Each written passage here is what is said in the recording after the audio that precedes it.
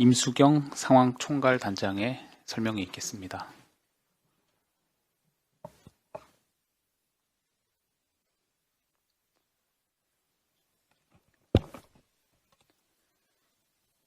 코로나19 국내 발생 현황을 말씀드리겠습니다. 12월 19일 0시 기준으로 국내에서 신규 발생한 확진자는 1,029명입니다. 해외 유입 사례는 24명이 되어 총 누적 확진자 수는 48,570명입니다. 신규로 352명이 격리 해제되었고 현재 13,577명이 격리 중이십니다. 위중증 환자는 275명이고 사망자는 14명으로 누적 사망자는 659명입니다. 삼가 고인의 명복을 빕니다. 국내 주요 발생 현황을 말씀드리겠습니다. 서울 성북구의 종교시설과 관련해서 접촉자 조사 중에 9명이 추가되었습니다. 그래서 현재까지 누적 확진자는 총 24명입니다. 경기도 용인시 종교시설과 관련해서 12월 17일에 첫 확진자가 발생했는데요. 그 이후에 접촉자 조사 중에 12명이 추가 확진되었습니다. 그래서 현재까지 누적 확진자는 총 13명입니다. 경기도 여주시의 종교시설과 관련해서 12월 17일 첫 확진자 발생했고 이후에 13명이 추가 확진되었습니다. 현재까지 누적 확진자는 총 14명입니다. 충북 청주시의 요양원에서 12월 17일에 첫 확진자가 발생했습니다. 그 이후 접촉자 조사 중에 60명이 추가 확진되어 현재까지 누적 확진자는 총 61명입니다. 또한 대구 남부의 콜센터에서 12월 17일에 첫 확진자 발생하였는데 이후 조사 중 과정에서 8명이 추가 확진되었습니다. 그래서 현재까지 누적 확진자는 총 9명입니다. 제주도의 제주시 종교시설과 관련해서 접촉자 조사 중에 10명이 추가 확진되어 현재까지 누적 총 54명이 확진되었습니다. 다음으로는 수도권 코로나19 임시선별검사소의 현황을 말씀드리겠습니다. 오늘 기준으로 총 131개소가 운영 중에 있습니다. 12월 14일부터 오늘까지 그 비인두도물 PCR 검사는 11만 4,800건이 시행되었고 타액 검사는 1,687건 그리고 신속항원 검사는 2,635건 등 총 11만 9,207건의 검사가 시행되었습니다. 그 중에서 286명이 코로나19로 확진되었음을 알려드리겠습니다. 또한 신속항원 검사의 경우 양성자가 13건이 나왔습니다. 그리고 이들에 대한 확진 검사에서 양성 7건, 그리고 음성 4건으로 판명되었으며 2건은 현재 검사 중에 있다는 말씀을 드리겠습니다. 최근에 요양병원 등에서 확진자가 급증하고 있습니다. 그래서 이에 대한 방역 관리가 더욱 강화될 필요가 있습니다. 최근 그 집단 감염 26건을 분석해 보면 요양병원, 요양시설, 정신병원에서 17건이 발생하였고 종합병원, 의원과 같은 급성기 병원에서 9건이 발생했습니다. 그 감염 경로를 살펴보면 종사자 그리고 간병 인력으로부터 전파된 사례가 대부분입니다. 그래서 총 그 건수의 73%, 19건을 차지하고 있고요. 그리고 환자나 이용자로부터 전파된 사례가 나머지입니다. 그 주요 위험 요인은 종사자의 사적 모임을 통해서 감염이 되고 그 감염이 다시 시설 내로 전파되는 경우가 많았고 그리고 간병인을 교체하는데 그 감염 확인 절차가 불충분한 경우가 있었습니다. 그리고 신규 입소자에 대한 검사가 미흡하거나 유증상자에 대한 모니터링이 부족한 경우 그리고 시설 내의 공용 공간과 출입자에 대한 관리 미흡 등이 확인되었습니다. 의료기관과 요양시설에서는 고위험군의 건강과 생명을 보호한다는 막중한 책임의식을 가지고 시설 내에서 감염 및 추가 전파 방지에 만전을 기해 줄 것을 다시 한번 당부드리겠습니다.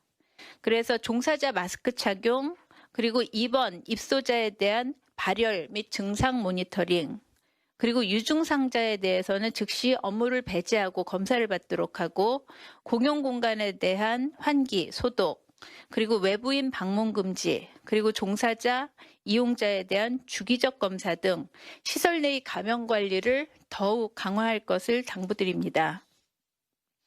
다음으로는 최근 스키장에서 발생한 집단 감염 사례에 대해서 말씀드리겠습니다. 강원도 평창군 소재의 스키장에서 총 18명이 코로나19에 확진되었습니다. 이 확진자들은 스키 강사, 스키용품 대여점의 직원, 그리고 스키 학교의 직원, 스키장 업무 관련되는 교육생, 그리고 PC방 이용자 등입니다. 그 위험 요인을 살펴보면 스키장 종사자들은 공동 숙소에 거주하면서 함께 식사나 음주를 하는 경우 전파 위험성이 높고, 스키장 이용자들은 스키복 환복 과정이나 아니면 시설 내에서 식당 및 편의시설을 이용할 때 전파 위험이 높습니다. 그래서 스키장 등 시설 종사자는 대면 모임을 자제해 주시고 손 씻기, 마스크 착용, 그리고 식사 등에서 거리 두기 준수, 이런 방역 수칙을 철저히 이행해 주시기를 당부의 말씀을 드립니다. 또한 이용자들도 스키장을 다녀온 후에 귀가 시에 단체 모임 없이 곧장 집으로 안전하게 돌아가실 것을 말씀을 드리고, 그리고 스키장 등을 다녀간 후에 발열이나 호흡기 증상이 있을 경우에는 즉시 선별진료소를 통해서 검사를 받을 것을 강조를 드립니다. 다음으로는 행정안전부에서 운영 중인 안전신문고로 신고된 수도권 종교시설 관련되는 사례를 말씀드리겠습니다. 우선 성탄절 감사 예배를 위해서 마스크를 착용하지 않은 채 설교, 찬양 연습을 하고 성탄절 1박 2일 행사를 준비한 사례가 신고되었습니다. 또한 매주 저녁에 모여서 성경 공부와 식사를 하거나 10명에서 100명 정도의 소모임을 통해서 밀접하게 모여서 간식과 대화를 나눈 사례 등도 신고가 되었습니다. 또한 교회 관계자가 교인의 가정을 직접 방문해서 예배를 하고, 또 한 성당에서는 각 공간별로 20명씩 4개의 장소에 총 80여 명이 예배에 참여해서 방역수칙 위반으로 신고되었습니다. 지금 3차 대유행의 위기 속에서 감염 취약 시설과 장소에 대한 주의를 다시 한번 당부를 드리겠습니다. 우선 요양시설과 요양병원의 경우 여기에서 집단 생활을 하시는 어르신들은 고령이면서 기저질환을 갖고 있는 경우가 대부분이십니다. 그래서 한번 감염되면 중증으로 진행될 가능성이 크고, 일단 한 분이라도 감염이 발생하면 대규모의 집단 발병으로 전환되는 경우가 많습니다. 이는 감염된 분에게도 치명적이지만 중환자 병상과 의료 인력의 소모도 비교되지 않게 큽니다. 그래서 다른 응급 환자, 그리고 다른 중증 환자의 치료에도 차질이 빚어지게 해서 사회 전반적으로 연쇄적인 피해를 가져오게 되는 안타까운 감염입니다. 이 시설들은 방역당국에서는 현재 1주 또는 2주에 한 번씩 주기적인 선제검사를 통해서 조기 환자 파악에 최선을 다하고 있습니다.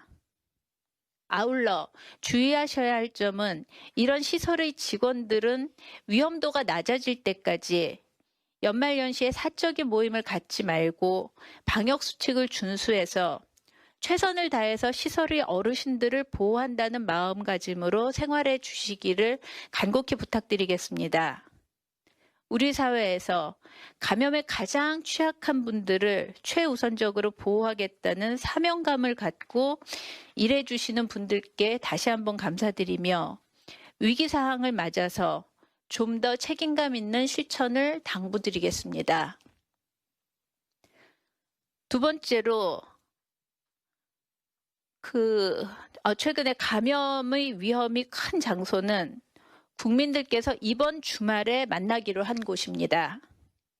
최근 이동량이 줄었다고는 하지만 송년 모임을 많이 가지고 있고 연말에 젊은 층 중심의 호텔, 파티룸, 펜션 등 숙박시설과 스키장 등 모임과 이동이 매우 많은 상황입니다. 대유행 상황에서 가까운 친구나 지인 누구도 어디도 안전한 곳은 없습니다. 지금은 연말의 분위기에 취해서 모임과 회식을 할 수 있는 상황이 전혀 아닙니다. 이번 주말에도 안전한 집에 머물러 주시기를 당부드리고 모든 연말의 대면 모임 그리고 연말의 여행도 모두 취소해 주시기를 다시 한번 부탁드립니다. 특히 마스크를 쓰지 않는 노마스크는 단순히 개인 차원의 방심이 아니고 타인에 대한 심각한 위해가 될 수가 있습니다. 노마스크 상황을 만들지 않는 게 중요합니다. 가까운 지인, 친구와의 모임에서 노마스크 상황이 많이 발생합니다. 함께하는 식사 모임도 마찬가지입니다. 지금은 이런 상황을 만들지 않아야 됩니다. 지난 대구 경북 그리고 8월 수도권의 두 차례 큰 위기를 극복할 수 있었던 것은 국민 여러분께서 보여주셨던 실천과 그 바탕에 있는 이타심이었습니다. 다시 한번 국민들께서 우리 사회의 약자를 위해서 유행 억제에 노력해 주신다면 지금의 위기도 극적으로 반전될 수 있다는 믿음을 갖고 있습니다. 방역당국도 공격적인 진단검사와 추적조사로 선제적인 환자 찾기와 병상 확보 그리고 의료 대응 노력에 최선을 다하겠습니다. 네, 그럼 지금부터 기자님들 질문에 답변 드리겠습니다. 출입기자단으로부터